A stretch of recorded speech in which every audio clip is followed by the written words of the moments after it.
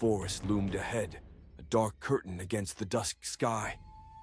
Old oaks twisted like gnarled fingers reaching toward the heavens, their branches whispering tales long forgotten. Climbing into his SUV, Ethan felt a sudden urge to drive closer to the heart of the woods. He wasn't an adventurous man, but something about those trees beckoned him. As he trudged along the narrow path, shadows danced alongside him, flickering in the dense underbrush. The sun dipped lower, and the air turned heavy, pregnant with foreboding silence. A chill ran down his spine, but he dismissed it as the cooling evening breeze.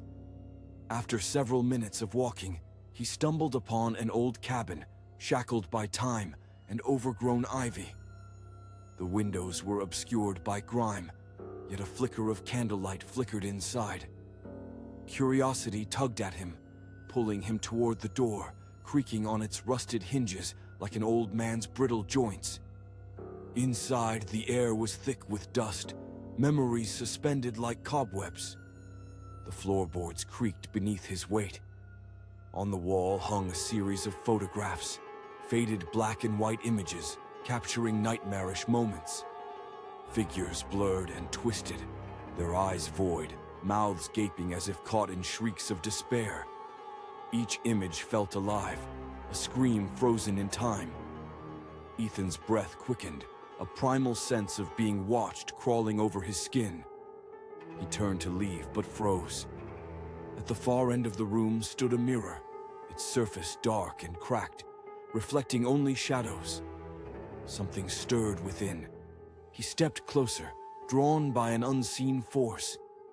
As his heart pounded in his chest, he caught a glimpse, his reflection rippling like the surface of disturbed water. It grinned back at him, but then morphed into something grotesque.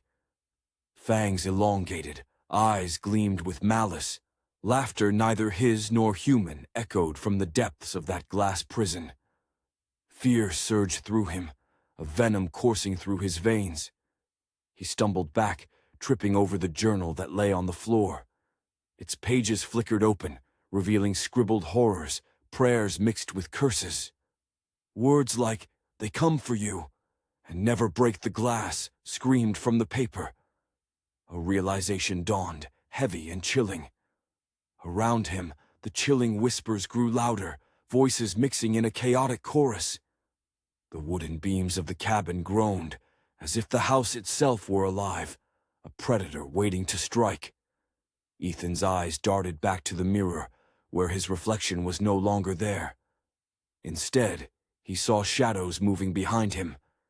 He whirled around, but the room lay empty, yet the whispers intensified, wrapping around him like a suffocating fog. Panic clawed at his throat. Trapped in a web of fear, he remembered the warnings in the journal. With every ounce of strength, he dashed to the door, heart racing as he pulled on the handle, but it wouldn't budge, locked by some unseen force. He turned back toward the mirror, his reflection returning, eyes wide with terror now. The entity on the other side smiled, reaching through, fingers gliding past the shattered surface.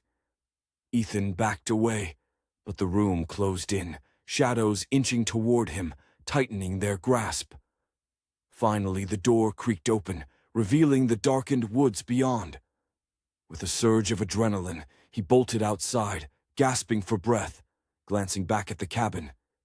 Yet, it stood quiet, serene now, as though nothing had happened. He stumbled into the trees, the way home lost amid the oppressive gloom. Hours later, when dawn broke, Ethan still ran, unaware of the eyes following him from the shadows, waiting for him to look back, to blink. In that moment, when the sun kissed the horizon, he dared to take a glance over his shoulder. The trees shifted, whispering secrets he would never understand, and the forest smiled,